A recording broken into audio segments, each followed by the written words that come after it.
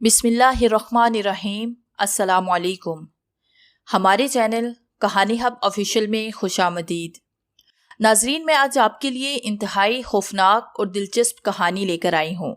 लेकिन कहानी शुरू करने से पहले आपसे गुजारिश है कि अगर आपने हमारा चैनल सब्सक्राइब नहीं किया तो आप हमारे इस चैनल को सब्सक्राइब कर लीजिए और बेल आइकन को भी प्रेस कर लें ताकि हर नई आने वाली वीडियो बआसानी आप तक पहुँच सके। पेशी खिदमत है कफन पोश नावल एपिसोड नंबर 6। सरूप का अड्डा कैसा चल रहा है? पिछले दिनों रमदू से कुछ झगड़ा हो गया था, फिर सनार मधु शहर छोड़कर चला गया। मुझे हंसी आई।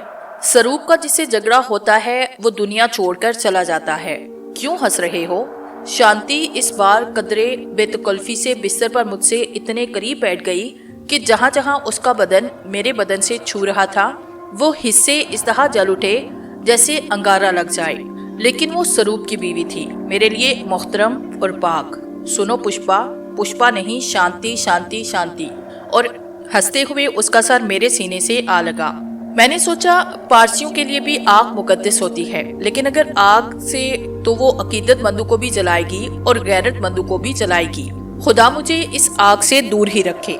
इसके भड़कते हुए शबाब की गर्मी ही कुछ ऐसी थी कि मुझे इसकी सितारों की तरह दमकती हुई आंखों, इसकी काली महकती घनी जुल्फों, इसके चेहरे की चांद जैसी ताबनाकी के अलावा ये याद न रहा कि मैं इससे क्या सवाल पूछना चाह रहा था। अच्छा चलो मैं पुष्पा ही सही, उसने गर्दन उठाकर मेरी आंखों में झांकते हुए कहा। लेकिन ये बताओ सिकंदर, ये पुष्पा है कौन? तुम्हारी बीवी तो हो नहीं सकती, क्योंकि ये एक हिंदू लड़की का नाम मालूम होता है। जहाँ तक सरूप ने तुम्हारे बारे में मुझे बताया, इश्क आशिकी के भी कायल नहीं। और ओहो, मैं हंसा। तो इस एतमाद पर ही सरूप तुम्हें अकेला छोड़ गया है। तुम्हारे एतमाद पर ही नहीं बल्कि मेरे एतमाद पर। चलो तुम पर ही एतमाद सही, लेकिन ये इसे कैसे मालूम है कि सच्चाई को सच्चाई कह देने से सलाहियत ही मुझ में नहीं। मैंने मान लिया भाई होगी तुम्हें ये सलाहियत। वो मुझसे कुछ और करीब होकर बैठ गई। लेकिन तुम फिर भी बड़ी खूबसूरती से मेरी बात टाल गए हो। आखिर वो कौन लड़की है जो मुझे देखकर तुम्हें याद आ गई? देखो शांति, क्या तुम मेरी इस बात पर एतमाद कर सकती हो कि मुझे आज तक यही नहीं मालूम कि औरत क्या होती है और कैसी होती है? अगर तुम इतनी बात तस्लीम कर लेती हो तो फिर मेरे लिए किसी को पुष्पा या शांति कह देने से क्या फर्क पड़ता है? मेरी निगाहें संजीदगी से उसके चेहरे पर जमी हुई थी। तुमने शुरू में कहा था कि मेरी निगाहों में तुमने अपने लिए पसंदीदगी के आसार देखे हैं। तो शांति, मुझे तो तारों भरा आसमान भी बहुत पसंद है। मुझे चांदनी रातें भी अच्छी लगती हैं। मुझे इस बात पर भी ताज्जुब होता है कि बास लोगों की आंखों में ये सितारों जैसी चमक कैसे उतर आती है और बहुत से चेहरों पर ये पूरे चांद की चांदनी किस तरह बिखर जाती है। मुझे तुम इसलिए भी अच्छी लगी कि तुम वाकई बहुत अच्छी हो। और अगर जिंदगी ने कभी इतनी मोहलत दी कि अपने अलावा किसी और सिमत भी देख सकूं, तो यकीन करो तुम्हें अपना दोस्त बनाकर मैं हमेशा फख्र किया करूंगा। वो हैरत की एक तस्वीर बनी मेरी तरफ देखती रही, फिर आहिस्ता से बोली, सिकंदर क्या ये सच है कि तुम अब तक औरत से बिल्कुल अलग रहे हो? हाँ, लेकिन तुम ये बात इतने ताज्जुब से क्यों पूछ रही हो? क्या अब तक किसी औरत ने भी तुम में कोई दिलचस्पी नहीं ली? पता नहीं, कभी मैंने इस बात पर गौर नहीं किया। एक बात और सिकंदर, उसने मेरा हाथ नरमी से अपने हाथ में ले लिया। क्या मुझे देखकर तुम्हारे जहन में ये बात नहीं आई कि मुझे प्यार करो? पता नहीं, मैंने उसे सच सच बता दिया। तो मुझे उस वक्त भी बड़ी अच्छी लग रही हो, लेकिन प्यार कैसे किया जाता है ये मुझे नहीं मालूम। मैंने अक्सर सड़कों, सिनेमा हॉलों और अपने उबाश दोस्तों के घरों पर औरतों और मर्दों को एक दूसरे को चूमते चाटते देखा है, लेकिन या तो मैं दूसरों से कुछ मुख्तलिफ हूँ या वाकई घामड़ हूँ कि मुझे इन बातों से एक तरह की घिन आती है। वो तेजी से बिस्तर से उठ खड़ी हुई, जैसे कोई अचानक घबराकर उठ बैठे। कम अज कम मुझे ऐसे ही महसूस हुआ। शायद उसकी समझ में नहीं आ रहा था कि वो कमरे से चली गई है। फिर उसने बुलंद दरीजे से बाहर देखते हुए कहा, सरूप को आज 2 दिन हो गए होंगे, अब तक उसे आ जाना चाहिए था। लेकिन शांति, ये तो बताओ तुमने मुझसे जाती नौयत के इतने बहुत सारे सवाल क्यों किए? इसलिए सिकंदर, उसने करीब ही एक सोफे पर बैठे हुए कहा, कि मैंने सरूप की जुबानी तुम्हारी बहादुरी और बेजिगरी की बहुत सी दास्तानें सुनी हैं। मेरा ख्याल था कि बहुत सी लड़कियां तुम पर जान छिड़कती होंगी, और अगर सरूप से मेरी शादी ना हो गई होती तो मैं भी उन लड़कियों में से एक होती जिनके लिए तुम्हारी खातिर जान दे देना कोई ऐसी बड़ी बात तो नहीं। پھر جب تم نے پشپا کا ذکر کیا تو میں اس خوش نصیب لڑکی کے بارے میں فطری طور پر کچھ جاننے کے لیے بے چین ہو گئی۔ لیکن اب میرا خیال ہے کہ تمہیں لڑکیاں ملیں لیکن انہوں نے تمہیں پیار کرنا نہیں سکھایا، ورنہ تم پیار کو ایک گھنونے عمل سے تعبیر نہ کرتے۔ شانتی، کیا تم میری دوست بننا پسند کرو گی؟ اب پسند ناپسند کی بات نہیں رہی سکندر۔ پھر بے چینی سے صوفے سے اٹھ کر وہ کھڑی ہوئی جیسے پھولوں سے بھری ہوئی گلاب کی کوئی شاخ لچک اٹھے۔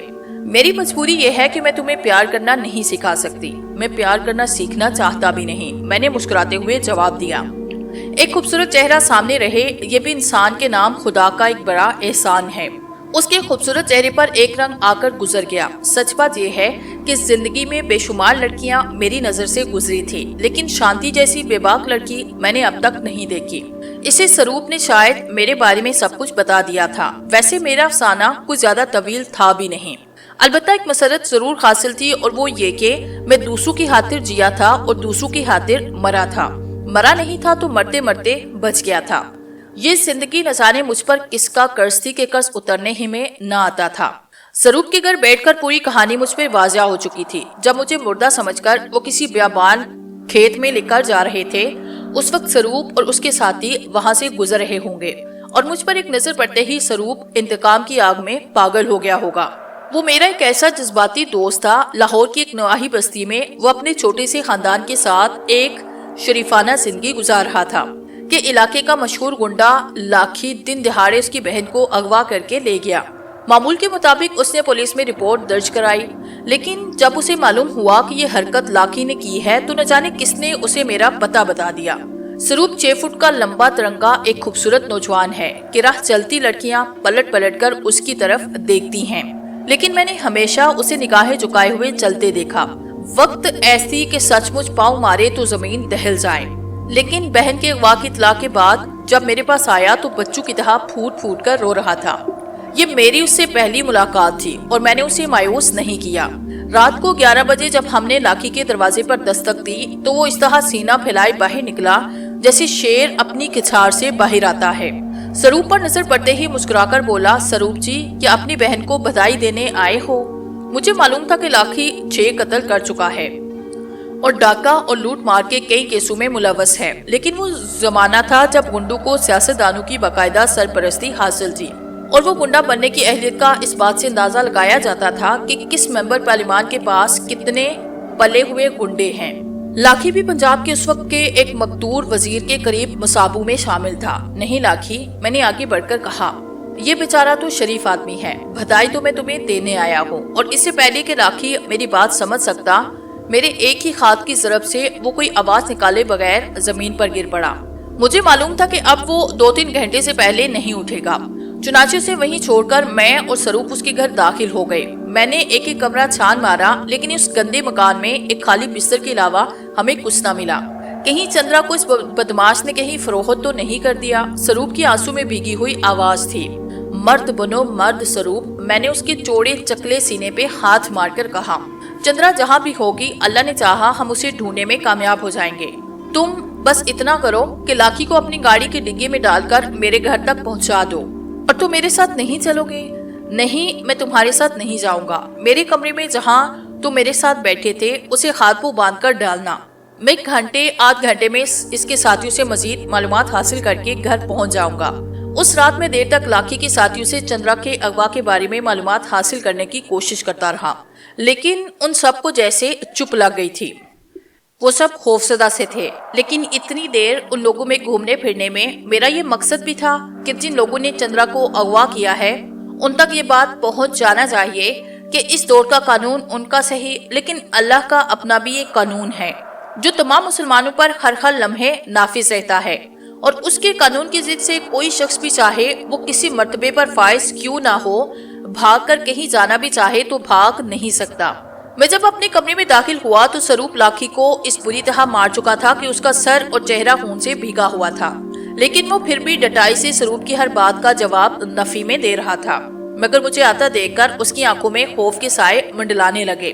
میں نے سروپ سے کہا کہ اب وہ دوسرے کمرے میں چلا جائے، کیونکہ لاکھی سے اس زبان میں بات کرنا چاہیے جسے وہ سمجھتا ہے۔ سروپ نے شاید لاکھی کے ہاتھ پر باندھنے کی ضرورت محسوس نہ کی، اور میرا خیال ہے کہ ہوش میں آتے ہی سروپ نے اسے انتقام کے جوش میں دھن کر رکھا تھا، لیکن لاکی جیسے بدماش بدن کی چوٹ کی زیادہ پرواہ نہیں کرتے۔ ماردار کی زندگی میں اس قسم کے ہنگاموں سے انہیں روز ہی واسطہ پڑتا رہتا ہے۔ لاکی زمین سے اٹھ کر کرسی پر بیٹھا اور سروپ کے جانے کے بعد اس نے آہستہ سے کہا، سکندر میاں، چندرا کے معاملے میں مت پڑو۔ کل صبح تک وہ اس شہر کے اتنے اونچے مکان میں چلی جائے گی کہ اس مکان کو ڈیری نظروں سے دیکھنے والوں کی آنکھیں گرم سلاخوں سے باہر نکال دی جاتی ہیں۔ ان باتوں کو چھوڑ لاکی، میں نے تولیے سے اس کے چہرے کا خون صاف کرتے ہوئے کہا، اس وقت تو مجھ سے صرف ایک اپنی بات کر۔ کیا چندرا اس وقت تیرے میاں صاحب کی کوٹھی میں ہے؟ ہاں، اس نے اطمینان سے جواب دیا، اور صبح میاں صاحب اسے اونچے مکان میں لے جا کر پیش کر دیں گے۔ وہ حاضر ہے تو وہاں سے چندرا کو اٹھا لانا۔ نہیں لاکی، میں نے دوسرے بھیگے ہوئے تولیے سے اس کے ذہن صاف کرتے ہوئے کہا، چندرا کو تم خود آج صبح ہونے سے پہلے گھر پہنچاؤ گے، اور میری جان، اس کے پاک ماضی پر اس دوران اگر کوئی حرف آیا تو یہاں جنگل کا قانون ہے۔ گجرانوالہ میں تمہاری تینوں بہنیں انتہائی عزت و احترام کے ساتھ میرے آدمی کے ہاتھوں میں محفوظ ہیں۔ چندرا اگر صبح بڑے مکان چلی گئی تو تم جس شہر کے چکلے میں کہو گے انہیں پہنچا دیا جائے گا۔ یہ منظر تمہارے لیے بڑا شرمناک ہوگا۔ سروپ کا خیال ہے کہ تم صرف اپنی بہنوں کی آواز سن سکو، لہٰذا تمہاری آنکھیں نکال دی جائیں۔ تم ابھی اس شہر کے بڑے گھر کی طرف بری نگاہوں سے دیکھنے والوں کی آنکھیں گرم سلاخوں سے نکالنے کی بات کر رہے تھے، لیکن اس کا ایک آسان طریقہ اور بھی ہے، اور میں نے بجلی کسی تیزی سے 2 انگلیاں اس کی ایک آنکھ میں ڈالی، لیکن جب تک وہ چیخ مار کر بے ہوش ہوا اس کی ایک آنکھ کرسی سے نیچے گر پڑی تھی۔ لاکی کی چیخ کی آواز سن کر سروپ بھاگا ہوا کمرے میں آیا۔ اس وقت تک لاکی کرسی سے لڑک کر فرش پر بے ہوش پڑا ہوا تھا۔ وہ سمجھا میں نے اسے ہلاک کر دیا ہے۔ یہ تو بہت برا ہوا سکندر بھائی، سروپ نے سہمے ہوئے لہجے میں کہا، ایک ہی تو آدمی تھا جو ہمیں چندرا کا پتہ بتا سکتا ہے۔ چندرا کا پتہ معلوم ہو گیا ہے سروپ، لیکن لاکی جیسے درندوں کو جو دوسروں کی ماؤں بہنوں کی عزت سے کھیلنے کو اپنی بہادری کے تمغے سمجھتے ہیں، اپنے یوم حساب کے اندر بہرحال آنا چاہیے۔ میاں صاحب کی ناشتے کی میز پر آج صبح ان کے دلہے لاکی کی دونوں آنکھیں اور 10 انگلیاں پلیٹ میں سجا کر بھیج دی جائیں تو شاید انہیں یقین آئے کہ یہی عمل ان کے ساتھ بھی دہرایا جا سکتا ہے۔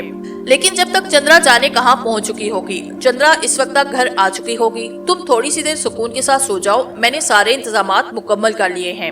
اور میں واقعی سارے انتظام مکمل کر چکا تھا۔ میاں صاحب کی بڑی لڑکی سورت نکلنے سے پہلے استاد چھنگا کے تہانے میں پہنچائی جا چکی تھی، اور میاں صاحب کو ایک خوبصورت پیکٹ میں لاکی کی دونوں آنکھیں اور ہاتھ کی 10 انگلیاں ناشتے سے پہلے اس کے نوٹ کے ساتھ روانہ کر دی گئی تھی کہ چندرا کو آپ کی خدمت میں پیش کرنے والے لاکی کی یہ آنکھیں اور انگلیاں آپ کے ناشتے کے مزے کو دوبالا کر دیں گی۔ میاں صاحب اس وقت تک اس خیال میں تھے کہ ان کی بیٹی آج صبح کی چہل قدمی کرتے ہوئے شاید زیادہ دور نکل گئی ہے، لیکن پیکٹ دیکھ کر وہ اپنے خاص کھو بیٹھا، اور اسی وقت انہیں اپنی بیٹی کا ٹیلی فون نمبر ملا کہ اگر وہ اس کی جان اور عزت محفوظ رکھنا چاہتے ہیں تو چندرا کو آدھے گھنٹے کے اندر اس کے گھر پہنچا دیا جائے۔ چندرا جس حالت میں اپنے گھر والوں کو واپس ملے گی، ٹھیک اسی حالت میں چندرا کی وصول جابی کے آدھے گھنٹے بعد اپنے گیٹ پر مجھے آپ موجود پائیں گے۔ تم اس وقت کہاں ہو؟ اس سے کہو، میں نے لڑکی سے مخاطب کرتے ہوئے کہا، کہ اگر آپ ایک سوال بھی ضرورت سے زائدہ کیا تو میرا لباس اترنا شروع ہو جائے گا۔ اور اپنی بیٹی کی الفاظ میاں صاحب کو پاگل کر دینے کے لیے کافی تھے۔ چندرا معینہ وقت سے پہلے اپنے گھر پہنچ گئی، اور یہ میری اور سروپ کی دوستی کا پہلا دن تھا۔ تم کس خیال میں کھو گئے؟ شانتی نے میرے شانے جھنجھوڑتے ہوئے پوچھا۔ میں اپنے اور سروپ کے اچھے دنوں کو یاد کر رہا تھا، میں نے آہستہ سے جواب دیا۔ سروپ ایک نوجوان تھا، لیکن حالات نے اسے شہر کے مشہور بدماشوں کے اس اڈے کا سربراہ بنایا۔ اب چندرا کہاں ہے؟ تم اسے کیسے جانتے ہو؟ وہ چونک کر بولی۔ میں ہنس پڑا۔ شانتی، تم پہلی عورت ہو جو ایک بھائی سے پوچھ رہی ہو کہ وہ اپنی بہن کو کیسے جانتا ہے۔ اس نے اطمینان کا سانس لیتے ہوئے کہا، تو وہ تم ہی تھے جس نے لاکی کو چھوڑو اب اس قصے کو، میں نے اس کی بات کاٹتے ہوئے کہا۔ یہ بتاؤ، میں اب جب اتنا زخمی ہو چکا تھا کہ وہ لوگ مجھے مردہ سمجھ کر جھاڑیوں میں پھینک گئے تھے، تو میں اتنی جلدی صحت یاب کیسے ہو گیا؟ صاحب، دو ایک طرف، اس نے مسکراتے ہوئے کہا، لیکن ہم نے آپ کے لیے دعائیں بھی بہت مانگی ہیں۔ لیکن دعاؤں کے ساتھ مریض کو کچھ کھانے پینے کی بھی ضرورت ہوتی ہے یا نہیں؟ بالکل ہوتی ہے۔ پھر دیر کس بات کی؟ ڈاکٹر نے کہا ہے تمہیں ابھی خلقی غذا دی جائے، میں دودھ لے کر ابھی آتی ہوں۔ ادھر شانتی رسوئی میں گئی اور میں دبے پاؤں بستر سے باہر کود کر آہستہ سے صحن کا دروازہ کھول کر باہر آیا۔ یہ جنگل میں ایک چھوٹا سا کاٹیج تھا اور مجھے تعجب ہوا کہ سروپ نے اس گنجان جنگل میں اپنے کاٹیج کے لیے ہر چیز مہیا کر لی تھی جس کی اسے ضرورت پڑ سکتی تھی، لیکن ابھی میں کاٹیج سے چند ہی قدم آگے بڑھا ہوں گا کہ کسی سائے لسنسر سے نکالی ہوئی ایک گولی ٹھیک میرے پاؤں کے آ کر گر پڑی، اور خطرے کو اتنا قریب دیکھ کر میں نے فوراً ہی خود کو زمین پہ گرا لیا۔ گولی کاٹیج کی جانب سے آئی تھی اور میرا خیال تھا کہ مجھے سروپ کے کسی دشمن نے گھر سے نکلتے دیکھ کر اس کے دھوکے میں ہلاک کرنا چاہا ہے، اور میں ابھی چھپنے کے لیے سامنے جھاڑیوں کا جائزہ ہی لے رہا تھا کہ دوسری گولی ٹھیک اس جگہ پر پڑی جہاں جس لگا کر ابھی میں چھپنا چاہ رہا تھا۔ میرے پاس اپنی دفاع کے لیے کوئی ہتھیار نہ تھا، اور جسمانی طور پر اب محسوس کر رہا تھا کہ مجھ میں اتنی قوت نہیں کہ چند قدم بھی بھاگ سکوں۔ مجھے بستر پر لیٹے ہوئے یوں بھی شرم آئی، میری خاطر سروپ نے نہ جانے کن بے نام دشمنوں سے لڑا ہوگا، اور میں عورتوں کے انداز میں اس کی بیوی سے وقت گزارنے کے لیے بلا وجود ادھر ادھر کی باتیں کر رہا تھا۔ ایک وقتی جذبہ مجھے گھر سے باہر نکال تو لایا، لیکن جب باہر آیا تو اپنی بے بسی پر آنکھیں بھر آئی۔ پتہ نہیں رحیم کس حال میں ہوگا۔ سادھو کے آنے پر پشپا اچانک غائب ہو گئی۔ اب بہت دنوں سے نہ سادھو کا کوئی پتہ تھا اور نہ ہی پشپا کا۔ رحیم کا پتہ صرف پشپا ہی سے معلوم ہو سکتا تھا۔ اس نے بتایا تھا کہ اسے وقتی طور پر ایک صاحب کے یہاں مہمان کی حیثیت سے ٹھہرا دیا گیا ہے۔ میں پشپا کی قوتوں سے واقف تھا، وہ ناممکن کو ممکن بنا دیتی، اور میں نے اس پر اس حد تک بھروسہ کیا کہ جیسے وہ ہمیشہ کے لیے میرے ساتھ رہے گی، اور اپنے دشمنوں سے نمٹنے کے بعد جب میں چاہوں گا رحیم سے مل سکوں گا۔ لیکن حالات پے در پے اس طرح کروٹیں بدلتے چلے گئے کہ رحیم اور پشپا ایک بھولا بسیرا خواب معلوم ہونے لگے۔ حقیقت صرف اتنی تھی کہ طویل عرصے تک زخمی رہنے کی وجہ سے مجھ میں اس وقت ہاتھ ہلانے کی سخت پینا تھی، اور میرے چاروں طرف کوئی بے نام دشمن سروپ کے کاٹیج کے پیچھے سے مجھ پر گولیاں برسا رہا تھا، اور میں اپنے ہر دفاع سے محروم تھا۔ اب گولیاں بڑی تیزی سے سنسناتی ہوئی میرے چاروں طرف گر رہی تھی، لیکن وہ جو کوئی بھی تھا شاید مجھے ہلاک کرنا نہیں بلکہ صرف خوفزدہ کرنا چاہ رہا تھا۔ چنانچہ میں نے اپنی تمام توانائی یکجا کر کے جنگل کی طرف بھاگنا چاہا، لیکن جیسے ہی کھڑا ہوا آگے تر تر کرتی ہوئی گولیاں نیم دائرے میں آ کر گری۔ وہ ماہر نشانہ باز مجھے دھمکی دے رہا تھا کہ اگر میں ایک قدم بھی آگے بڑھا تو یہی گولیاں زمین پر گرنے کی بجائے میرے جسم پر بھی سوراخ کر سکتی ہیں۔ میں نے بیچارگی سے ڈرتے ڈرتے کاٹیج کی طرف دیکھا اور یہ دیکھ کر حیرت میں رہ گیا کہ دروازے پر شانتی رائفل ہاتھ میں لیے مسکرا رہی تھی۔ مجھ سے آنکھیں چار ہوتے ہی وہ ہنستی ہوئی تیز قدموں سے میرے پاس آ کر کھڑی ہو گئی۔ ہم سے کیا قصور ہو گیا مہاراج، اور ہنستے ہوئے وہ ایک نرم و نازک شاخ کی طرح لہرا گئی۔ تو یہ تم تھی؟ میں نے محسوس کیا کہ سوال کرتے ہوئے میرے لہجے میں بے حد نقاہت تھی۔ جی ہاں، وہ مسکرائی۔ اگر اب چلے جاتے تو اسی رائفل سے سروپ میرے جسم کو چھلنی کر چکا ہوتا۔ کیوں؟ اب مجھے غصہ آیا۔ کیا سروپ نے مجھے یہاں قیدی بنا کر رکھا ہوا ہے؟ جی نہیں مہاراج، وہ اسی طرح مسکرا رہی تھی۔ سروپ نے جاتے وقت کہا تھا کہ سکندر کی خبر گیری میں تم نے ذرا بھی کوتاہی کی تو کسی صفائی کا موقع دیے بغیر میں تمہیں ہلاک کر دوں گا۔ اندر چلیے، دودھ ٹھنڈا ہو رہا ہے۔ تھوڑی دیر کے بعد میں پھر اپنے کمرے میں بیٹھا گرم دودھ پی رہا تھا، اور شانتی میرے سرہانے کسی سوچ میں ڈوبی بیٹھی تھی۔ تمہارا نشانہ اچھا ہے۔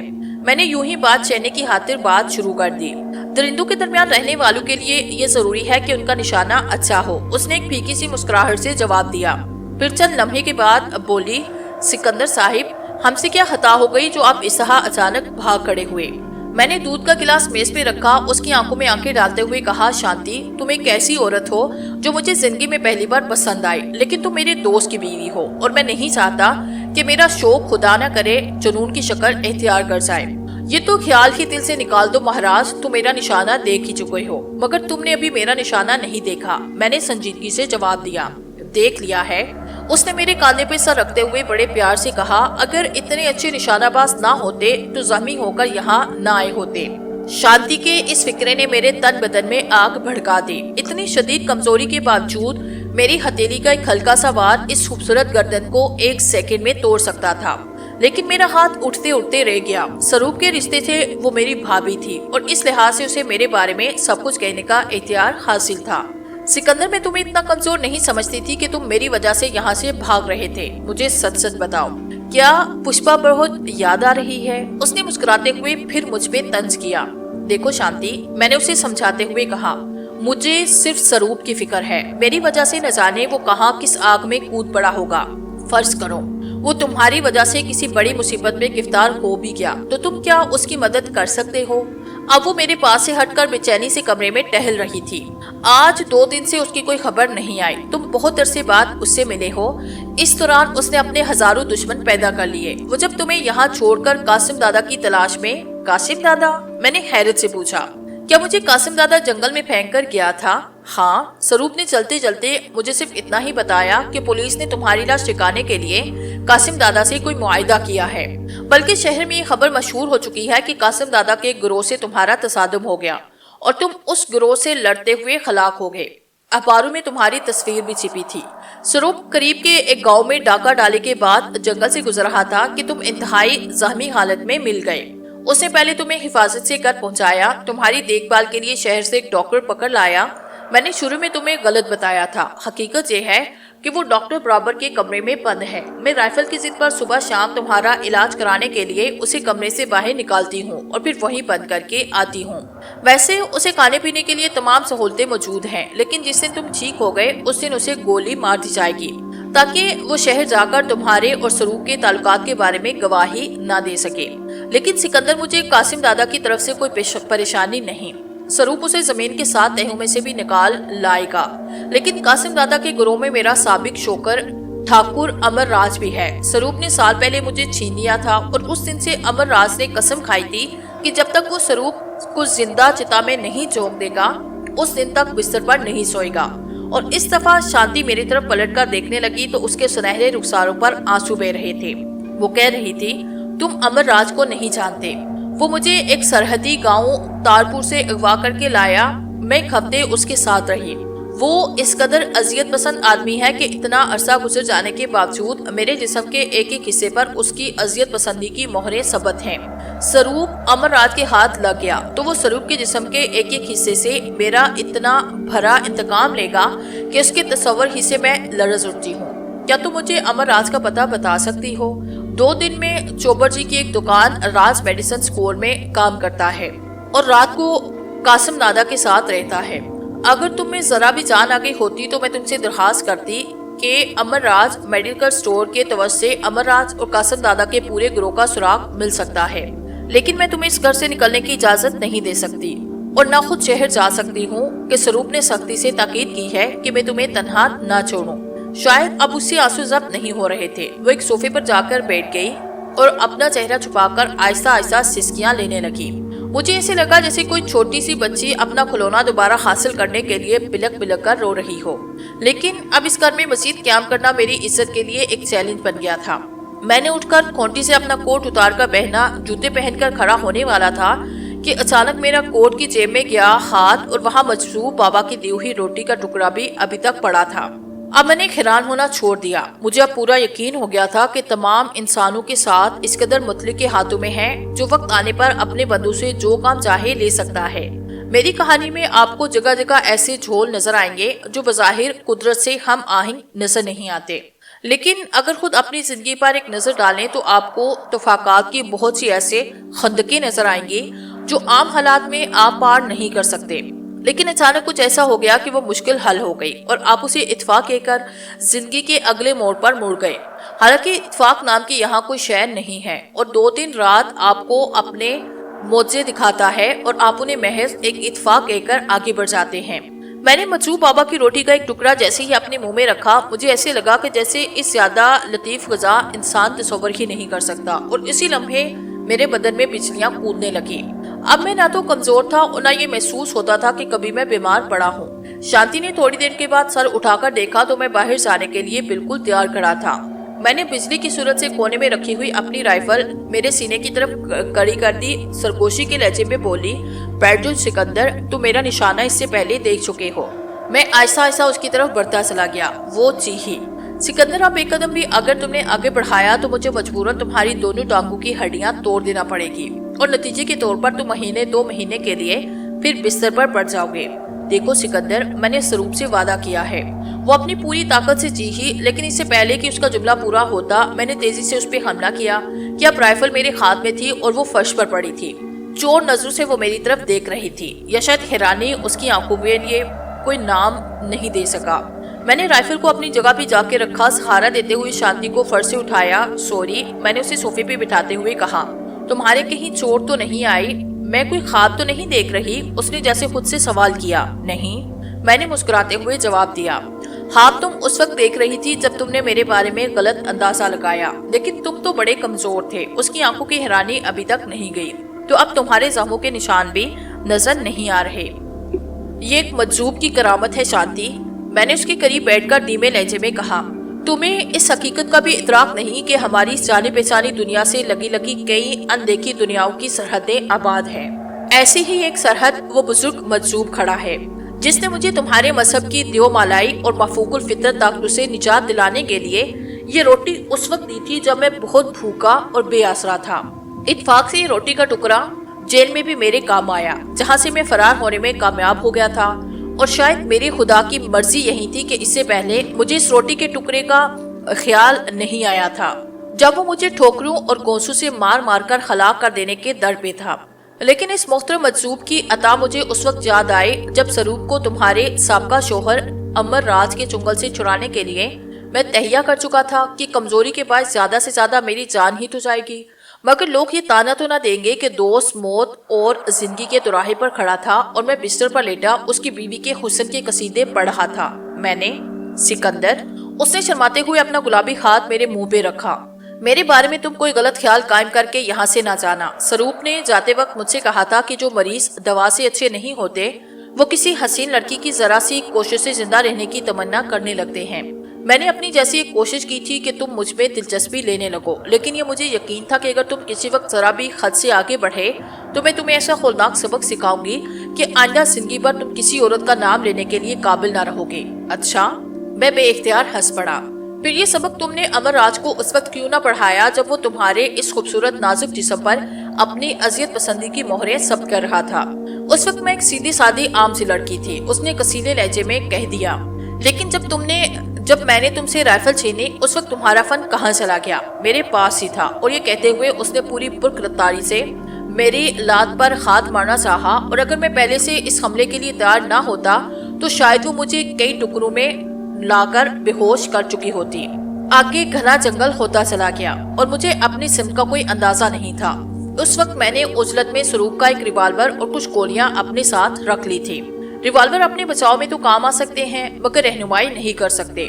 مجھے شانتی کی خود توڑ کر افسوس ہوا اور میں اس سے اتنا شرمندہ تھا کہ چلتے وقت اس سے شہر کا راستہ بھی مجھے اچھا نہ لگا، اور جبکہ اس گھنے جنگل میں کسی جانب کوئی پگڈنڈی بھی نظر نہیں آ رہی تھی، مجھے یہ فیصلہ کرنے میں دیر نہ لگی کہ جہاں میں اس وقت چل رہا ہوں وہ عام مسافروں کی گزرگاہ نہیں، میرے لیے شام ہونے سے پہلے ضروری تھا کہ میں یہاں سے نکل چلوں، کیونکہ راج میڈیکل سٹور بند ہونے سے پہلے مجھے امر راج کے علاوہ اس کے ساتھیوں تک بھی پہنچنا تھا۔ وہ پنجاب کا ایک نامی گرامی ڈاکو تھا، اس کے گروہ میں تقریباً 70-80 آدمی شامل تھے۔ وہ یونیورسٹی کیمپس میں اس زمانے کے ایک اسٹوڈنٹ لیڈر راجہ کے ساتھ کھلے بندوق دندناتا پھرتا تھا، جسے چاہتا اغوا کرتا، جسے چاہتا قتل کرتا۔ کیمپس کے باہر سیاستدانوں کی اور کیمپس کے اندر خود ساختہ ترقی پسند گروپ کی اسے پوری حمایت حاصل تھی، لیکن اس کی خوش قسمتی تھی کہ میرا اس سے کبھی آمنا سامنا نہیں ہوا۔ میں جہاں بھی اس کی خبر سن لیتا تیزی سے اس جگہ پہنچنے کی کوشش کرتا، لیکن میرے پہنچنے سے پہلے ہی وہ وہاں سے جا چکا ہوتا۔ اپنی گرفتاری کے دوران مجھے یہ اطلاع ملی کہ اس نے میرے مکرم استاد چنگا پہلوان کے اکھاڑے پر بھی ایک شام حملہ کیا تھا، لیکن اسے اپنے کئی ساتھیوں کی لاشیں چھوڑ کر وہاں سے الٹے پاؤں بھاگنا پڑا۔ اور اس وقت قسمت نے مجھے یہ موقع فراہم کیا کہ راج میڈیکل سٹور کے راستے میں اس کے ٹھکانے تک پہنچ سکتا، مگر جنگل کے بڑھتے ہوئے سائے میری توقعات پر اوس گرائی دے رہے تھے۔ اب چلتے چلتے مجھ پر تھکن غالب آتی جا رہی تھی کہ اچانک مجھے قریب ہی سے رائفل کی آواز سنائی دی۔ یہ یقیناً شانتی کے رائفل کی آواز تھی جو اپنی بے عزتی کا بدلہ لینے کے لیے میرے پیچھا کرتے ہوئی یہاں تک آئی۔ عورت کو یا تو پوری طرح مسل دو یا پھر اسے بھرپور عزت دو، استاد چنگا نے ایک بار مجھے سمجھایا، اور میں شانتی کی انا کو ایک چھوٹا سا جھٹکا دے کر چلا آیا اور یہ بھول گیا کہ سروک بھی بیوی سمجھ کر میں نے اسے مسئلہ نہیں تھا۔ بہرحال میرے لیے اچھا تھا کہ وہ یہاں تک آئی، اور اگر اس نے میری معذرت قبول کر لی تو وہ شام ہونے سے پہلے راج میڈیسن سٹور تک پہنچ جانے میں میری مدد کر سکتی تھی۔ ابھی میں شانتی کے بارے میں سوچ رہا تھا کہ دوسری گولی میرے سر کے قریب سے گزری، اور تب مجھے احساس ہوا کہ شانتی مجھ سے کتنی نفرت کیوں نہ کرتی ہو، وہ مجھے ہلاک نہیں کر سکتی۔ محض تقدیر کی جاوری تھی کہ میں اس سے حملے سے بچ گیا۔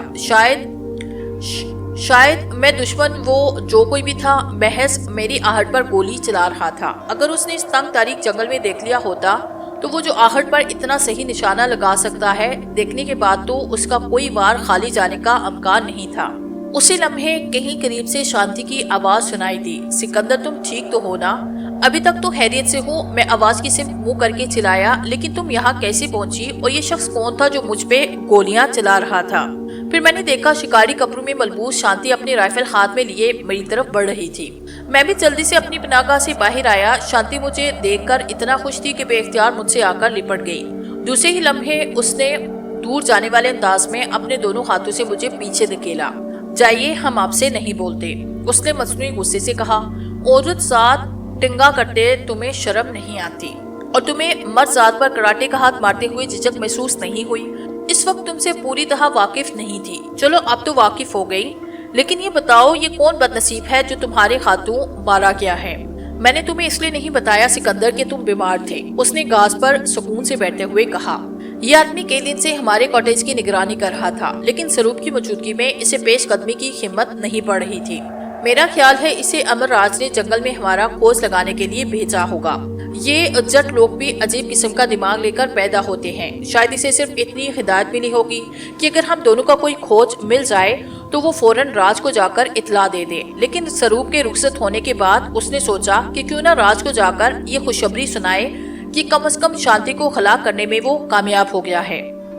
फिर उसने जब कॉटेज के अंदर चहलकदमी देखी तो समझा कि स्वरूप वापिस आ गया है और अब वो किसी ऐसे मौके की ताक में था कि बेअक्बत मुझे और स्वरूप को अपने कब्जे में कर सके। आज जब तुम कॉटेज से निकल रहे थे तो वो स्वरूप के धोखे में तुम्हारे पीछे लग गया। मैं दरीचे से देख रही थी कि वो फासला रखकर तुम्हारा पीछा कर रहा था और जंगल में काफी अंदर जाकर तुम पे गोली चलाएगा, क्योंकि यहाँ दरख्तों के ऊपर दूर दूर तक स्वरूप के आदमी रात दिन पहरादारी करते रहते हैं। तुम्हारा पीछा करने वालों को इस बात का पता था, चुनाचे मैंने जल्दी जल्दी लिबास तब्दील किया, उसके पीछे रवाना हो गई। बेचारा एक ही गोली में तड़प कर खत्म हो गया। अच्छा अब जल्दी से उठ बैठो। मचरूब महाराज की अता करदा रोटी अपनी जगह, लेकिन मैं भी रोटी अच्छा पका लेती हूँ। वो इस तरह मुझसे बातें कर रही थी जैसे अब से कुछ देर पहले मेरे उसके दरमियान कोई तलही पैदा ही ना हुई हो। मैंने उससे दरखास्त की कि उसकी मेजबानी मुझ पर कर्ज रही, लेकिन स्वरूप को इस वक्त मेरी मदद की जरूरत है। वो मुझे सिर्फ राज मेडिसिन स्टोर पहुंचने का मुख्तसर रास्ता बताए। मैंने वादा किया कि हो सकता है कि आज ही रात मैं स्वरूप के साथ लेकिन आगे मेरी जुबान ने मेरे लफ्जों का साथ न दिया। तुम कुछ कहते कहते रुक गए। उसके लहजे से मालूम था कि उसने शायद मेरी बात समझ ली है। हकायक मेरे तुम्हारे कहने से रुक नहीं जाया करते शांति। अलबत्ता मैं तुमसे वादा जरूर करता हूँ कि अगर स्वरूप को मेरी मदद की जरूरत बाकी ना रही होगी तो मैं कासिम दादा को जिंदा तुम्हारे हवाले कर दूंगा, ताकि तुम उन्हें खुद अपने हाथ से सजा दे सको। मेरा ख्याल था कि मेरे इस सबाक तजिए पर वो फूट फूट कर रो पड़ेगी, लेकिन उसने अजीब से लहजे में जवाब दिया, सूरत-ए-हाल जो भी हो, लेकिन तुम बहरहाल वापिस आ रहे हो।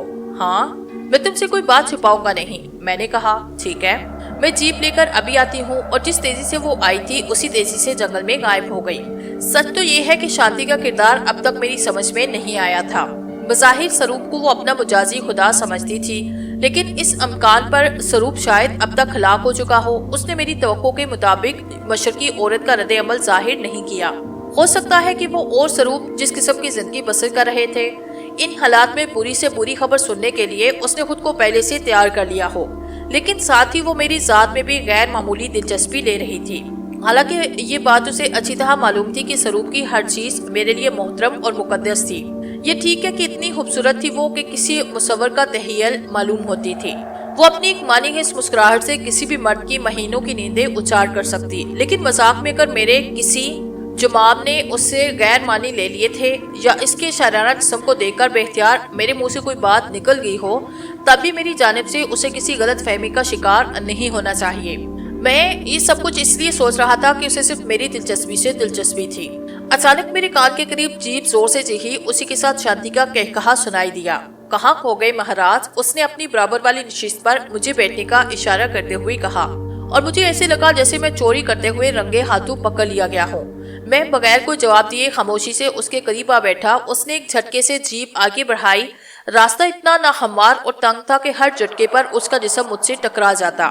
میں نے داستہ ذرا دور بیٹھنے کی کوشش کی تو اس نے مسکرا کر ایک ہاتھ جیپ روک لی۔ مجھ سے اتنا بچو گے مہاراج تو یہ راستہ کیسے طے ہوگا؟ میں ہنس دیا۔ میرے پاس اس بےہودہ سوال کا کوئی جواب نہ تھا۔ تم خود کو کیا واقعی کوئی بڑی چیز سمجھتے ہو؟ اس نے اب قدرے سنجیدگی سے پوچھا۔ یہ بات نہیں ہے شانتی، میں نے اس موقع پر صاف صاف بات کا لینا مناسب سمجھا۔ تمہاری قربت آگ کی قربت ہے۔ میں کیا کوئی بھی مرد تمہیں نظر انداز نہیں کر سکتا، لیکن میرے اور تمہارے درمیان سرو بیٹا ہے، اور میرا خیال ہے کہ تم نے اس موضوع پر اگر وہ دوبارہ بات کی تو میں تمہیں یہیں اتار کر تنہا جیپ لے کر آگے بڑھ جاؤں گا۔ وہ شوخی سے بولی۔ تو مہاراج اپنے بارے میں کچھ غلط فہمیاں ہیں آپ کو۔ بہرحال میں صرف ایک بات کہوں گی، صرف ایک بات۔ جب تم واپس آؤ گے تب تمہیں اپنی غلط فہمی کا خود ہی اندازہ ہو جائے گا۔ میں اپنی غلطیوں اور غلط فہمی پر نظر ثانی کرنے کا عادی نہیں۔ تمہاری بہت مہربانی ہوگی کہ مجھے جلد سے جلد شہر پہنچا دو۔ اس نے میری بات کا کوئی جواب نہ دیا، لیکن اب جیپ کو زیادہ جھٹکے نہیں لگ رہے تھے۔ ہم جلدی ایک چھوٹی سی پگڈنڈی پر آئے اور پھر وہ پگڈنڈی ایک بڑے سی میدان پر ختم ہوئی جہاں سامنے راوی کا پل نظر آ رہا تھا۔ میں رات کو 8 بجے پل کے قریب تمہارا انتظار کروں گی، اس نے گاڑی روک کر کہا۔ ممکن ہے مجھے یہاں دیر ہو جائے، میں نے اترتے ہوئے کہا۔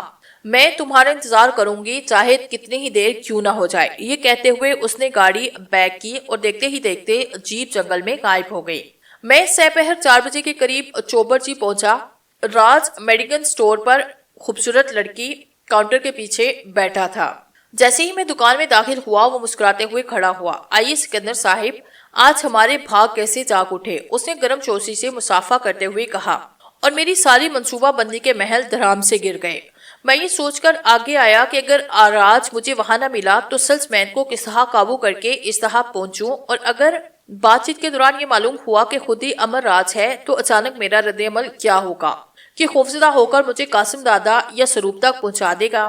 لیکن وہ تو جیسے میرے انتظار میں ہی تھا اور میری سمجھ میں نہ آیا کہ اگلا قدم مجھے کیا اٹھانا چاہیے۔ لیکن اسی لمحے میں نے اس کا دوسرا ہاتھ تیزی سے الماری کی خفیہ دراز کی طرف جاتے ہوئے دیکھا، اور اس سے پہلے کہ مسافے والا ہاتھ مجھ سے چھڑاتا یا دراز سے پسٹل نکالنے میں کامیاب ہوتا، میں نے اپنے ہاتھ کی گرفت اس کے انگوٹھے کی پشت پر ایک محسوس رگ پر ذرا مضبوط ہی کی تھی کہ کوئی آواز نکالے بغیر آہستہ آہستہ فرش پر اس طرح جھکتا گیا کہ کوئی سڑک سے دیکھے تو سمجھے کہ وہ کوئی چیز اٹھانے کے لیے نیچے جھکا ہے۔ حالانکہ مجھے معلوم تھا کہ اب وہ تقریباً 15-20 منٹ تک خود سے بالکل بے خبر رہے گا۔ دکان کے پیچھے ایک دروازہ تھا۔ معلوم نہیں یہ دروازہ باہر عقبی گلی میں کھلتا یا کسی ایسے کمرے میں جہاں اس کے کچھ ساتھی پہلے سے کمرے میں موجود ہو۔ میں نے تیزی سے دکان کے بیرونی دروازے کو بند کر کے چٹہنی لگائی۔ اب مجھے صرف یہ معلوم کرنا تھا کہ کسی خطرے کے پیش نظر اگر فوری طور پر مجھے باہر نکلنا پڑا تو باہر نکلنے کا دوسرا راستہ کون سا ہے۔ میں نے تیزی سے کاؤنٹر کے پیچھے جا کر عقبی دروازہ کھولا تو وہ پچھلی سڑک پر کھلا۔ اتفاق سے سامنے ہی ایک ٹیکسی کھڑی تھی۔ میں تیزی سے ٹیکسی ڈرائیور کی طرف دوڑا جیسے برسوں بعد اس سے ملا ہو۔ السلام علیکم، چودھری صاحب کیسے مزاج ہیں؟ اور یہ کہتے ہوئے میں نے حیران پریشان چودھری صاحب سے مسافہ کے لیے ہاتھ بڑھائے، اور ظاہر ہے ان کا انجام بھی امر راج سے مختلف نہ ہوا۔ میں نے تیزی سے کام لیتے ہوئے انہیں پچھلی سیٹ پہ لٹایا اور ٹیکسی کو تیزی سے کاٹ کر اسے عقبی دروازے کے ساتھ لا کر کھڑا کیا۔ تیزی سے اندر پہنچا۔ راج جو کوئی بھی تھا اسے کاندھے پہ لاد کر برابر کی اگلی سیٹ پہ لٹایا اور خود سٹیئرنگ سنبھال لی۔ راج کا سر میرے کاندھے پہ اس طرح لٹک آیا جیسے وہ تھک کر میرے سینے سے ٹک گیا ہو۔ چوبر جی لاہور کا مصروف ترین علاقہ ہے۔ اس زمانے میں فلم سٹوڈیوز جانے والے تمام راستے چوبر جی سے گزرتے تھے اور بعض اوقات ٹریفک جام ہو جاتی۔ میں جلد سے جلد یہاں سے نکل کر استاد چھنگا کے اکھاڑے پر پہنچ جانا چاہتا تھا۔ چنانچہ چوبر جی کے علاقے سے نکلتے ہی میں نے 900 میل فی گھنٹہ کی رفتار سے گاڑی کو بھگانا شروع کر دیا، لیکن اچانک مجھے محسوس ہوا کہ پیچھے پولیس کی 2 گاڑیاں پوری رفتار سے میرا پیچھا کر رہی ہیں، اور میں ابھی راستہ تبدیل کرنے کے بارے میں سوچ ہی رہا تھا کہ چند سو گز کے فاصلے پر مجھے پولیس سے بڑا ہوا ایک ٹرک سڑک کے بیچوں بیچ کھڑا نظر آیا۔ اب میں ہر طرف سے گر چکا تھا۔ میں پولیس کا ایک مفرور ملزم تھا اور اس وقت 2 بے ہوش افراد میری گاڑی میں موجود تھے۔ اچانک پولیس نے پیچھے سے فائر کیا اور ٹیکسی کے ٹائر میں گولی گھستی چلی گئی۔ اگر میں انتہائی ہوشیاری سے گاڑی کے بریک نہ لگاتا تو اتنی تیز رفتاری پر گاڑی کا ٹائر نکل جانا یقینی تھا۔ نیچے اتراؤ، ایک پولیس عہدیدار کی گمبھیر آواز سنائی دی۔ لیکن بالک، ہم کس کارن نیچے اتر آئے؟ میرے قریب بیٹھے ہوئے سادھو نے گاڑی سے باہر پولیس افسر کو جھانکتے ہوئے پوچھا، اور میں نے دیکھا نہ وہ ٹیکسی ہے जिस पर मैं बैठकर चौबरजी से रवाना हुआ था। न मेरे बराबर राज है और न पीछे की नसीज पर टैक्सी का ड्राइवर है। क्षमा कर दो महाराज, पुलिस अफसर जो शायद हिंदू था, हाथ बांधे साधु की मिन्नतें कर रहा था। हम देर से एक टैक्सी का पीछा कर रहे थे। शायद वो टैक्सी रास्ते में किसी और तरफ मुड़ गई और हम गलती से आपकी गाड़ी का पीछा करने लगे। साधु खामोशी से दोबारा मेरे बराबर आकर बैठ गया और कहने लगा, सीधे हाथ गाड़ी मोड़ लो। पुलिस से मेरा पीछा छुड़ाकर साधु ने गाड़ी एक प्राइवेट सड़क की जानिब मोड़ ली। ये सड़क कई फरलांग के बाद एक बहुत बड़े महल नुमा बंगले पर जाकर खत्म होती थी। जैसे ही हम महल के नजदीक पहुंचे, उसका बड़ा आहनी गेट जो खुद कार निजाम से वाबस्ता था यकदम खुला। अब हम एक वसी पार्क के अंदर थे और सामने तकरीबन 15-20 फुट बुलंद काले पत्थर का एक दियो कामत मुजस्मा सर खनूरे बैठा था। साधु जल्दी से गाड़ी से नीचे उतरा और उसके साथ ही मैं भी गाड़ी से बाहर आया। साधु ने करीब पहुंचकर दोनों हाथों से मुजस्मे को प्रणाम किया और बुलंद आवाज से कहा, गारमा प्रिंस सुल्तान को नमस्कार करो कि देवी ने ये महल प्रिंस को इनाम में दिया है। और मेरे देखते ही देखते उस मुजस्मे में जान पड़ी और जब वो अपनी जगह से खड़ा हुआ तो मुझे उसका कद 60-70 फुट के करीब महसूस हुआ। काले पत्थर से तराशे हुए उस दियोजात मुजस्मे के कद का एक हल्का सा अंदाजा आप यूं लगाएं कि अपनी बुलंद कामती के बावजूद मैं उसके अंगूठे को पंजों के बल खड़ा होकर भी नहीं छू सकता था। साधु ने शायद मेरे दिल की बात पढ़ ली थी। गारमो, उसने बुलंद आवाज से कहा, यहाँ प्रिंस के कद से बड़ा कोई कद नहीं है। और अचानक ही वो दियो कामत मुजस्मा एक गठीले स्या फाम लड़के में तब्दील हो गया। उसने तुजानु होकर कहा, गारमो अपने आका की हर खिदमत के लिए तैयार है। मैंने घबराकर चारों तरफ देखा। आलिशान महल के बाहर उस वसी पाए का ऐसा महल था जो कि देखकर मुझे हैरानगी हुई। गुलाम हुक्म का मुंतजिर है आका, गारमो ने सजदा रेस होते हुए कहा। खड़े हो जाओ, मैंने सख्त लहजे में कहा। सजदा सिर्फ खुदा के लिए है, जो हुक्म आका। अब वो सर झुकाए मेरे सामने खड़ा था। तुम भी एक बुलंद कामत मुजस्मा थे। तुम्हारे कितने रूप हैं गारमो। आका ने नरगिस की कनीज के पास पिट्टर पुष्पा नाम की बिल्ली देखी होगी जो हजारों रंग बदल सकती है। आपका ये गुलाम भी 1000 रूप बदल सकता है। साधु महाराज से तुम्हारा क्या ताल्लुक है? आज से मैं सिर्फ आपका गुलाम हूँ। ये कोठी किसकी है? ये महल आपका है मेरे आका। अंदर तशरीफ ले चलिए। देखो गारमो, मुझे इस वक्त बहुत से काम निपटाना है और मैं कुछ देर के लिए बाहर जाना चाहता हूँ। गुलाम को मालूम है कि आप अपने दोस्त सरूप की तलाश में निकले हैं। सरूप अमर राज ने चंद दिन हुए आपके एक दुश्मन कासिम दादा के हवाले किया। और हाँ, कासिम दादा की वो कैद में है और उसे अजियतें दे देकर आपका पता बताने पर मजबूर किया जा रहा है। वो इस वक्त कहाँ है? मैंने बराई हुई आवाज में पूछा।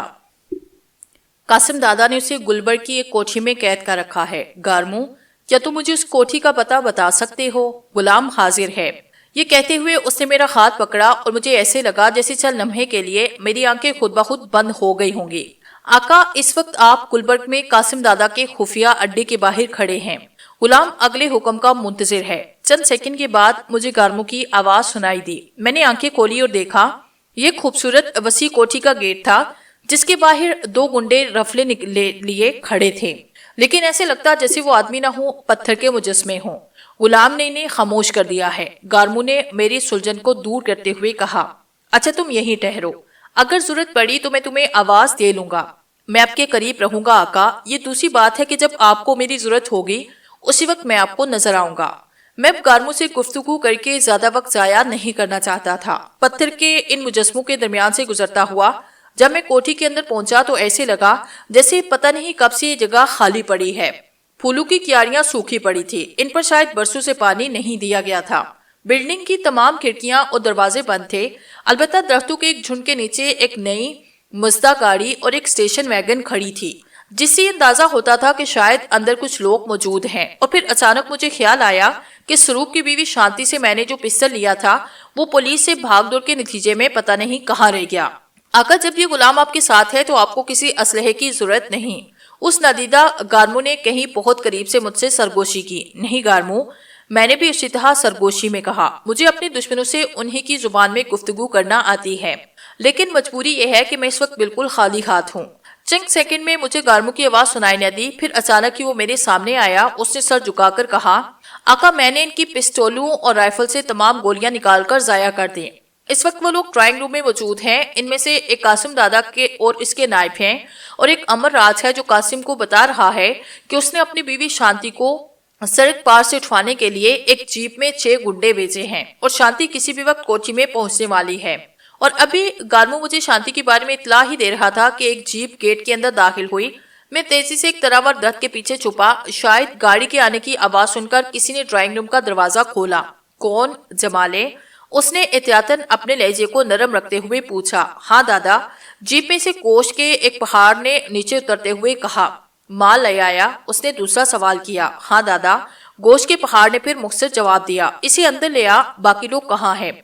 मैं माल लेकर अंदर आ गया हूँ। बाकी लोगों को इससे कॉटेज का पता पूछकर लेने के लिए जंगल रवाना कर दिया है। शाबाश, अब तू होशियार हो गया है।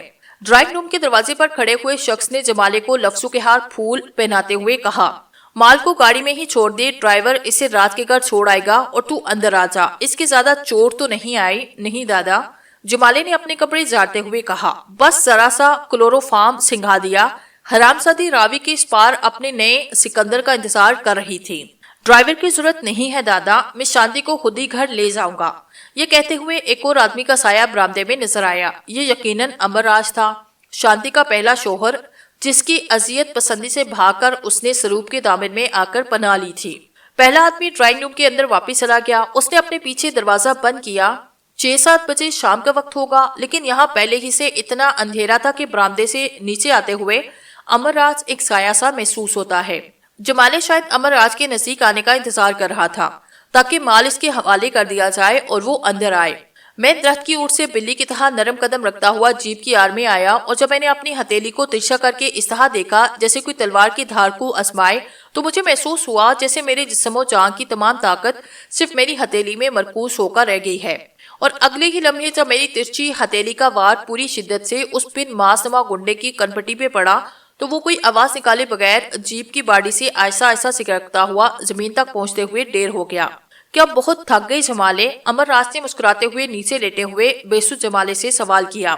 लेकिन इससे पहले कि जमाले उसकी बात का कोई जवाब देता, दूसरे ही लम्हे अमरराज अपने साथी ही के बराबर बेहोश पड़ा था। गार्मो, मैंने सरगोशी में कहा। शांति को पूरे एहतराम के साथ महल, आनंद महल में मेरे बेडरूम में एक मोअज़्ज़ज़ मेहमान की तरह शांति को ठहराओ और दोनों बदमाशों को वहीं कहीं ले जाकर बंद कर दो। शांति को सिर्फ इतना मालूम होना चाहिए कि ये सिकंदर का घर है। इसकी खिदमत के लिए 2 लड़कियां मुकर्रर कर दी जाएं। तुम इसके सामने नहीं आओगे। आका के एक एक हरफ की तामील होगी।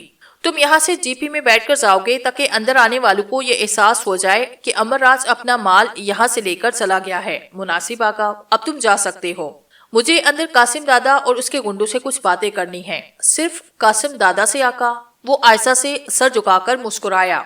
यहाँ बड़े बड़े अवामी वजीर और पुलिस वाले और हुक्मरान पार्टी के कारीगर रहते हैं। गुलाम की ख्वाहिश है कि आप कुछ दिन इन हंगामों से अलग रहकर अपने महल में पुरसुकून जिंदगी गुजारें। क्यों, बाकी आदमी कहाँ गए? आपके लिए कोई काम का आदमी सिर्फ कासिम दादा ही है, बाकी तो सब उसके। मैंने उन्हें वहीं ठिकाने लगा दिया। किस तरह? अभी दूसरे अड्डे से उन्हें फोन मिला था कि पंजाब के बड़े साहिब को किसी लड़की को घर से उठवाना है। पिछले दरवाजे पर एक गाड़ी उन्हें लेने आई थी और अब तक वो गाड़ी अगले चौराहे पर एक ट्रक से टकराकर अपनी सवारियों के साथ इस तरह कुचल गई होगी कि कोई किसी का चेहरा तक नहीं पहचान सकेगा। गार्मो, तुम बहुत अच्छे मुंतजिम हो। काश तुम मेरे जैसे होते। आप प्रिंस आका, मैं सिर्फ एक गुलाम हूँ। अबे उल्लू के पट्टे, कासिम दादा की ड्राइंग रूम से आवाज आई। अबे हरामजादे, अबे जवाले क्या वहां अपनी माँ से बातें करने लगा? मैं भारी कदमों से चलता हुआ दरवाजे के करीब आकर रुक गया। दूसरी तरफ चल लम्हे खामोशी रही। अभी तुझे क्या हो गया है? ये कहते हुए कासिम दादा ने धड़ाम से दरवाजा खोल दिया। अंधेरे में होने के बावजूद मेरी सूरत देखते ही उसे एक झटका लगा, मगर इससे पहले कि वो अपनी इस जहनी कैफियत से बाहर निकलता, मैंने उसे अंदर की जानिब इस जोर से धक्का दिया कि वो लड़कता लड़खड़ाता हुआ कालीन पर जा गिरा। मैंने घूमकर जल्दी से दरवाजा बंद करके चटहनी लगाई और अभी मैं पलटा ही था कि कासिम दादा मेरे सीने की जानिब पिस्टल ठाने खड़ा था और उसके दाएं जानिब सोफे पर नीम दराज एक नीम बरहना लड़की इस तरह हम दोनों को देख रही थी जैसे उसके नजदीक कोई मजीद नया ड्रामा शुरू होने वाला हो। सिकंदर, मैं तो समझा था तू मर गया। वो घबराया। नहीं दादा, अभी कैसे? अभी तो मुझ पर बहुत से खून कर्ज है और तुम्हें मालूम है कि शरीफ आदमी कर्ज उतारे बगैर मकान नहीं छोड़ा करते। जमाली कहाँ है? जमाली तो गया दादा। और ये कहते हुए मैंने उसके सीने पर फ्लाइंग किक मारी। पिस्टल उसके हाथ से छूटा और वो खुद भी लड़खड़ा के गिर पड़ा। لڑکی نے خوفناک چیخ ماری اور ساتھ ہی قاسم دادا کے گرتے گرتے میں نے لڑکی کو دھکا دے کے فرش پر گرا دیا۔ اس سے پہلے کہ دادا کوئی دوسرا قدم اٹھاتا، میں اب فرشتہ ازل کی طرح اس کے سرہانے کھڑا ہی تھا۔ اس کے چہرے پر میرے تابڑتوڑ مکے برس رہے تھے۔ لڑکی جب بھاگنے لگی تو میں نے کہا جہاں ہو وہیں کھڑی رہو، میں نے انتہائی سرد لہجے میں اس سے کہا۔ اس نے مجھے گھر سے اٹھوا لیا تھا۔ اس نے خوف سے کانپتے ہوئے لہجے میں کہا، لیکن تم تو یہاں اس طرح بیٹھی تھی کہ جیسے یہ تمہارا گھر ہو۔ دادا کے یہاں فریاد کرنے کا مطلب ہوتا ہے کہ آدمی اپنی موت طلب کر رہا ہو، اس نے کراہتے ہوئے جواب دیا۔ میں اپنی ایک بہن کا حشر دیکھ چکی ہوں، اچھا ہے کہ آج تم اس کا حشر بھی اپنی آنکھوں سے دیکھو۔ یہ کہہ کر میں نے پھرتی سے اس کی طرف متوجہ ہوا۔ میں شاید پہلے بھی بتا چکا ہوں کہ آج سے 8-10 پہلے کے جس زمانے کی میں بات کر رہا ہوں، اس وقت کسی سیاستدان یا وزیر کے مقبولیت کا اندازہ اس بات سے لگایا جاتا تھا کہ اس نے کتنے گنڈے پالے ہوئے ہیں۔ اس زمانے میں قاسم دادا شہر کے تمام گنڈوں کا بے تاج بادشاہ تھا۔ وہ صرف وزیروں اور سیاستدانوں کے لیے کام کرتا، بظاہر شکل و صورت اور اپنے لباس اور رہن سہن سے کوئی بہت بڑا صنعت کار یا لیڈر لگتا۔ یوں بھی قومی معاملات میں اس کے بیانات اخبارات میں شائع ہوتے رہتے۔ لاہور میں بچے بچے کو معلوم تھا کہ قاسم دادا جو قوم کے غم میں دبلے پتلے ہوئے جا رہے ہیں، دراصل ایک ایسے شفاق قاتل کا نام ہے جس کے پستل کے ضد میں پارلیمان کا ہر ممبر ہے، اور اوپر کے ایک اشارے پر یہی شفاق قاتل دن میں نہ جانے کتنے گھروں کو اس کا سہاگ اجاڑ سکتا ہے۔ اگر عین وقت پر سروپ اور اس کے ساتھی وہاں نہ پہنچ جاتے تو قاسم دادا نے میری نام کہر بنانے میں اپنی جیسی کوئی کسر اٹھا نہ رکھی تھی۔ وہ بھی قاسم دادا کا تھا، دور قاسم دادا کا تھا، حکومت بھی قاسم دادا کی تھی، لیکن اس وقت وہ بے حس و حرکت صوفے پر میرے سامنے نیم بے ہوش پڑا تھا اور اس کا چہرہ اس کے اپنے ہی خون سے لہو لہان تھا۔ اٹھ کر بیٹھ حرام زادے، میں نے اس کا گریبان کھینچ کر زور سے جھٹکا دیا۔ وہ ہڑبڑا کے اٹھ بیٹھا۔ میں کہاں ہوں؟ شاید اسے موجودہ صورتحال پر یقین نہیں تھا۔ تو اپنے یوم حصار میں ہے۔ اس دوران میں نے اپنے پیچھے کسی کی بھاگنے کی آواز سنی۔ لڑکی دوسرے دروازے سے بھاگتی ہوئی باہر نکل چکی تھی۔ اس اثنا میں زخمی قاسم دادا نے اچھل کر میری گردن دابی۔ زخمی ہونے کے باوجود اس کی باہوں میں اتنی طاقت تھی کہ مجھے یوں محسوس ہوا کہ ذرا سا دباؤ اور پڑا تو میری آنکھیں ابل کر باہر نکل پڑیں گی، لیکن میرے ہاتھ آزاد تھے۔ میں نے ایک بھرپور مکہ اس کی ناف کے نیچے مارا اور وہ ایک چیخ مار کر پیچھے الٹ گیا۔ میں حریف کو کبھی دوسرا موقع نہیں دیتا، چنانچہ میں نے دیوانہ وار ایک ایک جھٹکے میں اس کے دونوں ہاتھ شانوں پہ اتارے، اور ابھی اس نے چیخنے کے لیے منہ ہی کھولا تھا کہ اس کی شانوں کی ہڈیاں ایک ہی وقت میں کئی جگہ سے ٹوٹ گئی۔ اب اندھا اپاہج قاسم دادا اپنے دور کی حکومت کی کوئی مدد نہیں کر سکتا تھا، نہ کوئی اس کے کام آ سکتا تھا۔ اس وقت میرے سامنے سب سے بڑا مسئلہ سروپ کا تھا۔ امرناتھ شانتی کو اٹھا کر جس یقین کے ساتھ جہاں واپس لے کر آیا تھا، اس کا مطلب یہ تھا کہ سروپ نے اپنے کسی ٹھکانے پہ چھپا کر رکھا تھا، اور سروپ کا پتہ معلوم کرنے کے لیے امرناتھ سے ملاقات کرنا ضروری تھا۔ میں کوٹھی سے باہر خطرات میں گرا کھڑا تھا۔ معلوم نہیں وہ لڑکی کون تھی اور اس نے اس ہنگامے کی اطلاع کیسے کس انداز میں پہنچائی ہوگی۔ دوسرے شہر بڑے لوگ قاسم دادا کے پاس اپنی زیر زمین سرگرمیوں کی خاطر روانہ آتے جاتے تھے۔ کسی بھی وقت اس زمانے کی کوئی بڑا پولیس افسر، علاقے کا کوئی پارلیمانی رکن یا کسی روز گاڑی گیٹ میں داخل ہو سکتی تھی۔ یہ کوٹھی شہر بھر کے گنڈوں کا ویسے بھی ایک اڈا تھی، لیکن مجھے یہ معلوم نہیں تھا کہ یہاں کس سمت جاؤں، کیونکہ سادھو مجھے محل نما کوٹھی میں لے کر گیا تھا۔ اس کا صحیح محل وقوع مجھے معلوم نہ تھا۔ گارموں کو وہاں تک پہنچ آنا چاہیے تھا، لیکن اس کا اب تک کوئی پتہ نہ تھا۔ غلام بہت دیر سے حاضر ہے۔ مجھے کہیں قریب سے گارموں کی آواز سنائی دی۔ قاسم گھر پر ہے؟ دادا تو کام سے باہر گیا ہے، میں نے اسے ٹالنے کے لیے یوں ہی کہا۔ الو کا پٹھا، جانے اس نے مجھے خطاب دیا یا قاسم دادا کو۔ تیرا نام کیا ہے؟ کام بتاؤ چودھری جی، نام میں کیا رکھا ہے؟ میں نے مسکراتے ہوئے کہا۔ اب مجھے یاد آ رہا ہے کہ دادا نے چلتے وقت مجھ سے کہا تھا کہ اگر میاں صاحب تشریف لائیں تو ان کے حکم کی فوراً تعمیل کی جائے، مگر تو اکیلا بندہ کیا کرے گا؟ بندے تو اور بھی آ جائیں گے۔ تو پھر گاڑی میں بیٹھ جا، اس نے پچھلی سیٹ کی طرف اشارہ کرتے ہوئے کہا، اور میں ایک ملازم کی طرح سر جھکا کر گاڑی کی پچھلی سیٹ پر جا کر بیٹھ گیا۔ قاسم نے تمہیں پوری بات سمجھا دی ہے یا نہیں؟ اس نے گاڑی آگے بڑھاتے ہوئے پوچھا۔ دادا کی طرح آپ بھی میرے مائی باپ ہیں، میں نے عائشہ سے کہا۔ اس نے اگر بات سمجھائی بھی ہے تو آپ سمجھا دیجیے گا۔ میں تمہیں یونیورسٹی کیمپس کے قریب چھوڑوں گا، وہاں تمہیں اسٹوڈنٹ لیڈر عسکر راجہ ملے گا۔ وہ جس لڑکی کی طرف اشارہ کرے، شام تک وہ لڑکی اپنے بھائیوں کے ساتھ میری کوٹھی پر پہنچ جانا چاہیے۔ پھر اس نے پلٹ کر میرے چہرے کو غور سے دیکھا۔ اس سے پہلے میں نے قاسم دادا کے پاس تمہیں کبھی نہیں دیکھا، پتہ نہیں اسے میری جانب سے کیوں شبہ ہو گیا۔ مجھے اب کہاں دیکھتے میاں صاحب، میرا نام بانکے ہے اور مجھے شاید آپ ہی کے حکم سے سیاسی مخالفین کے ایک جلسے میں فائرنگ کے لیے بھیجا گیا تھا۔ انہوں نے اطمینان کی ایک سانس لی۔ پنڈی کی اب کیا صورتحال ہے؟ آپ کا اقبال سلامت رہے، میں نے دبی زبان سے عرض کیا۔ پڑھے لکھے معلوم ہوتے ہو، پھر تو اصغر راجہ کو پہچانتے ہوگے۔ نہیں میاں صاحب، ان سے ملاقات کرنے کا شوق تو بہت ہے۔ ان کے حکم پر چرچا گانجے کے سگریٹ دادا میرے ہی ہاتھوں یونیورسٹی کیمپ میں ایک ہاسٹل کے خانسامہ کے پاس بھجواتا رہا ہے۔ تو تم خاصے سمجھدار آدمی معلوم ہوتے ہو، کبھی فرصت سے بنگلے پر آنا تو اصغر راجہ کے بارے میں بھی تفصیل سے باتیں کریں گے، لیکن اتنا یاد رکھنا اگر میری بات کسی دوسرے تک کبھی پہنچی تو میں اپنے ذاتی آدمیوں کی قبریں زمین پر نہیں کتوں کے پیٹ میں بنوایا کرتا ہوں۔ نہیں میاں جی، ایسا غضب نہ کرنا، میں پسٹل اور رائفل سے نہیں ڈرتا، سانپوں شیروں سے نہیں ڈرتا، لیکن کتوں سے مجھے ڈر لگتا ہے، میں نے سہم کر کہا۔ میاں صاحب میری ساتھی پر ایسے خوش ہوئے کہ انہوں نے گاڑی وہیں روکی اور ہنستے ہوئے بولے، کیا نام ہے تیرا؟ میرے علاقے میں مجھے لوگ بانکے دادا کہتے ہیں۔ اور بانکے تیرا علاقہ کون سا ہے؟ برا تو نہیں مانو گے میاں جی؟ برا ماننے کی بات ہوگی تو برا مان جاؤں گا، بس تو پھر آگے چلو، اپنا کام کرو، بات ختم۔ میں کسی ایسے آدمی پر اعتماد نہیں کرتا ذرا سی بات پر برا مان جاتا ہو۔ میری تو یہ سمجھ میں نہیں آتا میاں صاحب، میں نے اس کی آنکھوں میں آنکھیں ڈالتے ہوئے کہا۔ قاسم دادا کو اب آدمی کی پرکھ نہیں، ورنہ کتوں کے پیٹ میں قبریں بناتے بناتے خود تمہاری شکل کتوں جیسی ہو گئی ہے۔ اور یہ کہتے ہوئے میں نے انتہائی پھرتی سے اس کی مڑی ہوئی گردن پر ہاتھ مارا اور وہ وہیں اپنی سیٹ پر ڈیر ہو گیا۔